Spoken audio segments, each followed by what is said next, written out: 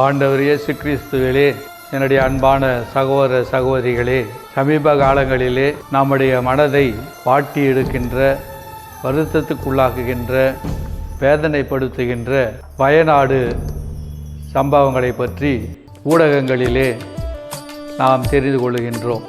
அந்த ஊடக காட்சிகளை பார்க்கின்ற பொழுது நம்முடைய இதயம் வெடித்து போகின்ற அளவுக்கு வருத்தத்தில் ஆழ்கின்றது.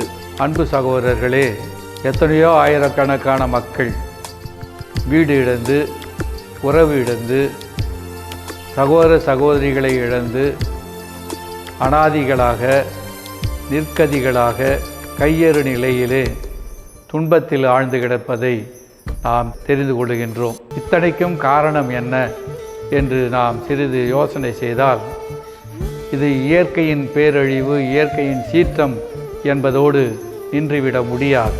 இது மனிதனுடைய தவறான செயல்பாட்டினால் ஏற்பட்ட பேரழிவு. வளர்ச்சி, வேலைவாய்ப்பு, வருமானம் என்ற போர்வையிலே காடுகளை அழித்து இயற்கையை சீண்டிவிட்டு நாம் அதனால் ஏற்பட்ட வேதனைகளுக்கு இப்போது உள்ளாகி இருக்கின்றோம். இது நமக்கு கற்றுக் கொடுக்கின்ற பாடம், ஐயோ பரிதாபம் என்று பரிதாபப்பட்டு மக்களுக்கு ஏதாயிலும் உதவி செய்ய வேண்டும் என்று நினைப்பதோடு நின்று விடுவது அல்ல. இனி வருகின்ற காலங்களிலே இயற்கையை பராமரிக்கின்ற, பாதுகாக்கின்ற கடவுள் கொடுத்த நியதியை நாம் கண்டிப்பாக கடைபிடிக்க வேண்டும். இல்லை என்றால் இந்த சீற்றத்தின் பேரழிவுகளுக்கு நாம் மட்டுமல்ல, வருங்கால சந்ததியும் உட்பட வேண்டிய அவல நிலை இருக்கும். இயற்கையை சீண்டி விடுவோம் என்றால் நாம் அழிந்து விடுவோம் என்பதற்கு இது ஒரு உதாரணம். இங்கே முண்டக்கலில் மட்டுமல்ல, இந்தியாவின் பல பகுதிகளிலே இப்படிப்பட்ட நிலச்சரிவுகள் ஏற்பட்டு கொண்டிருக்கிறது என்பதையும் ஊடகங்களின் வழியாக நாம் தெரிந்து கொள்கின்றோம். எனவே அன்பு சகோதரர்களே, வளர்ச்சி என்பது தேவை. ஆனால் அதற்காக இயற்கையை நாம் பாழ்படுத்தி விடக்கூடாது என்ற பாடத்தை நாம் கற்றுக்கொள்வோம். இந்த பாடத்தை நம்முடைய ஆட்சியாளர்களும் முதலீட்டாளர்களும் தெரிந்து கொள்ள வேண்டும் என்பதிலே நாம் உரக்க குரல் எழுப்புவோம். அவர்கள் செய்கின்ற தவறான திட்டங்கள் ஆயிரக்கணக்கான மக்களை வாழ்விழக்கச் செய்கின்றது என்பதை அவர்கள் உணர்ந்து கொள்ள நாம் குரல் கொடுப்போம்.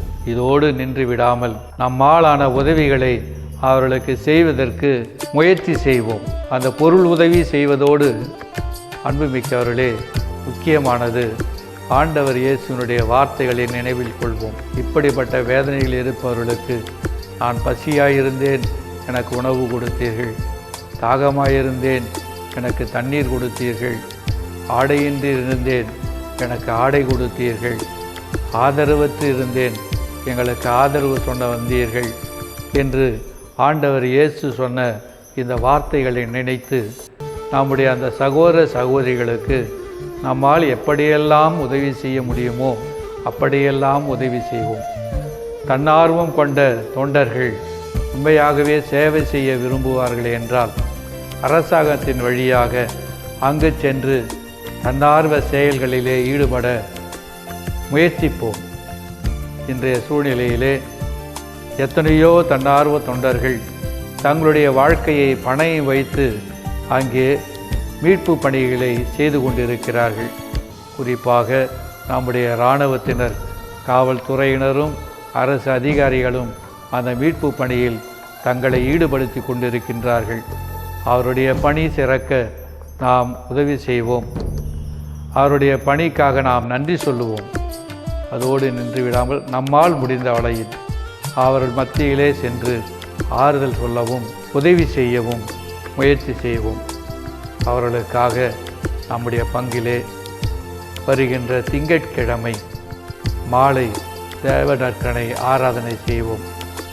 மாலை 6 மணியிலிருந்து 7 மணி வரையிலும் நாம் நற்கருணை நாதர் முன்பாக மண்டியிட்டு அந்த மக்களுக்காக ஜெபிப்போம். அவர்களுக்கு உதவி கிடைக்க வேண்டுமென்றும் மறுவாழ்வு பிறக்க வேண்டுமென்றும் அரசியல்வாதிகளும் ஆட்சியாளர்களும் அந்த மக்களுக்கு இந்த நேரத்திலே ஆதரவாக இருக்க கடவுள் அவர்களை தூண்ட வேண்டும் என்றும் அவர்களுக்காக நாம் ஜெபிப்போம்.